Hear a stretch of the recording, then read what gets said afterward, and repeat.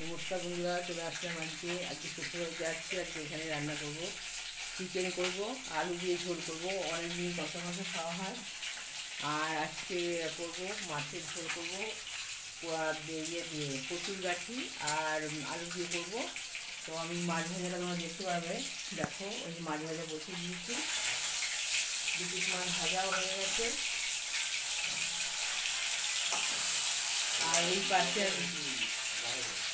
আর এই পাশে আমি বসিয়ে দিচ্ছি আলু সিদ্ধ, মানে চিকেনে যে আলু দেবো তাই। এই দেখো, মাছগুলো আমার ভাজা হয়ে গেছে, কড়া করে ভেজে নিয়েছি। আর এখানে মশলা করা হয়ে গেছে। এখানে কাঁচা লঙ্কা আছে, আদা আছে। আর এই দেখো, মাংসটা আমি এখানে মেখে রেখেছি, সব মশলা দিয়ে দিয়েছি, লঙ্কার গুঁড়ো দিয়েছি, হলুদ, চিকেন মশলা সব দিয়ে এটা মেখে রেখেছি। সরষের তেল দিয়েছি, আর একটু সরষের তেল অ্যাড করে দিই। এদিকে চিকেনের আলুটা আমার সিদ্ধ হয়ে গেছে। আর মাছে আমি কাটি কচু আর আলু দেবো। এই লাইটটা খুব কম পাওয়ার পর এখানে এই দেখো, আর একটু তেল দিয়ে নিলাম, ব্যাস। আর আদা রসুন পেঁয়াজ এটা একসঙ্গে কষিয়ে নিয়ে দেবো। তো এবার আমি এখানে কালো জিরাটা দেবো, কালো জিরে দিয়ে তারপর আমি আলুটা আর ইয়েটা ছেড়ে দেবো। বন্ধুরা, তোমরা প্লিজ আমার চ্যানেলটাকে সাবস্ক্রাইব করে দিও, আর পাশে থাকা বেল আইকনটা প্রেস করে দিও, তাহলে আমি যত ভিডিও পোস্ট করবো সবার আগে নোটিফিকেশন পৌঁছে যাবে। এবার মাছের ঝোলের জন্য আমি এটা দিয়ে দিলাম। এখানে আলু আর গাছে কচু একসাথে একটু ভালো নেড়ে করে দেবো। একটু একটু মানে লাল লাল টাইপের হবে। তারপর মশলাটা একসাথে কষিয়ে নেবে। আলুটা আমার সিদ্ধ হয়ে গেছে, জালটা এখানে নামিয়ে নেবো। চন্দ্রমুখী আলু তো সিদ্ধ হয়ে গেছে। দেখো, মাংসটা ভালো করে বসে যাবে। মাংস যত কষানো যায় মাংস তত টেস্টফুল হয়।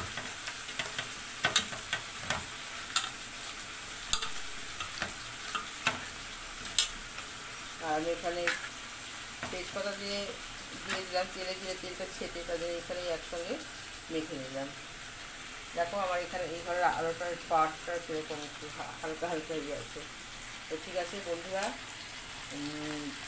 এবার আলুটা নামিয়ে নিয়ে মাংসটা এখানে শুরু করবো। এই দেখো, মাছের ঝোলটা বসিয়ে দিয়েছি, এটা ফুটে উঠেছে।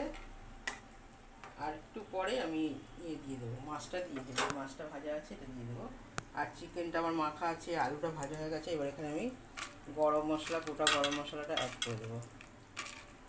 আর তার সাথে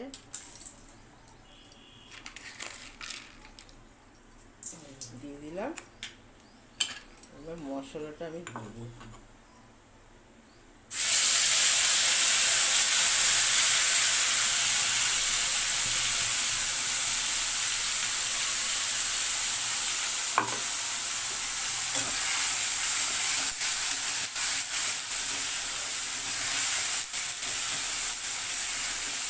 মাংস যত কষাবে তত ভালো হয়। তো এটাকে আমি কষাতে থাকবো অনেকক্ষণ ধরে। এই দেখে ঝোলটা ফুটে গেছে, আর একটু ফুটলে আমি এটা দিয়ে দেবো।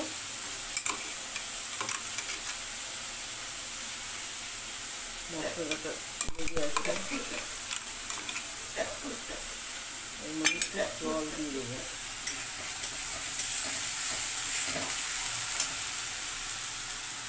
আর এর মধ্যে আমার সবই আছে, নুনটা পরে দেবো। আগে ভালো করে কষিয়ে নেবো, এটা দিয়ে দিলাম।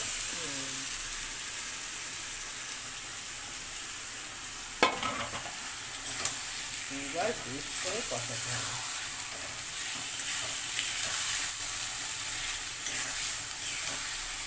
আমি মাংসের টক দই দিই, বাটার দিতে টক দইটা আমার কাছে নেই।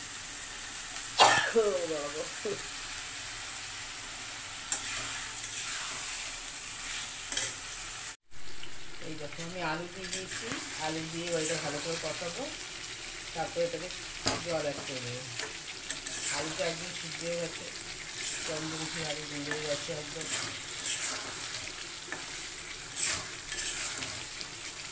দেখো, আমাদের কাঁচা লঙ্কার রান্না, দেখো কত সুন্দর কালার হয়েছে।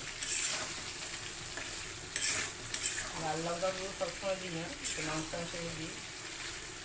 আমি কাঁচা লঙ্কাই রান্না করি। এই দেখো, মাছের ঝোলটা কাঁচা লঙ্কা রান্না। আর দুটো কাঁচা লঙ্কা ছিঁড়ে দিয়েছি, দেখি এবার কপিটা কতটা সিদ্ধ হয়েছে।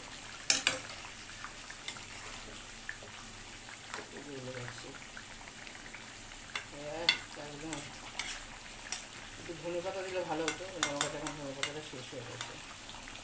তো বন্ধুরা, অনেকেই আমাকে বলে আমি তো আস্তে কথা বলি, এটা ঠিক কথা, আমি আস্তেই কথা বলি।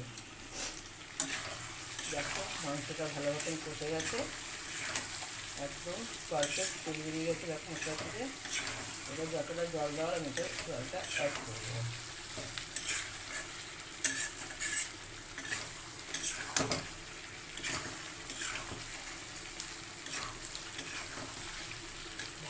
জল দিয়ে দেবো, জল দিয়ে ভালো করে ফুটে উঠলে আমি গরম জলই দিই, তো এখানে আর গরম জলটা করে উঠতে পারিনি, নিয়ে জলটা দিয়ে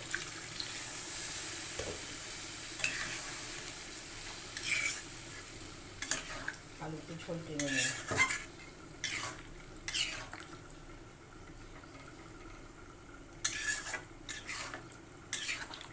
যেহেতু আমার আলুটা সিদ্ধ হয়ে গেছে, তাই জন্য আমার বেশি জলের প্রয়োজন নেই। তো বন্ধুরা, এইভাবে চিকেন তো আমরা কষা বেশিরভাগই খাই, তো ঝোল করে খেলে খুব ভালো লাগে। আর সাথে যদি থাকে চন্দ্রমুখী আলু, আর একটু জল দিয়ে দেবো।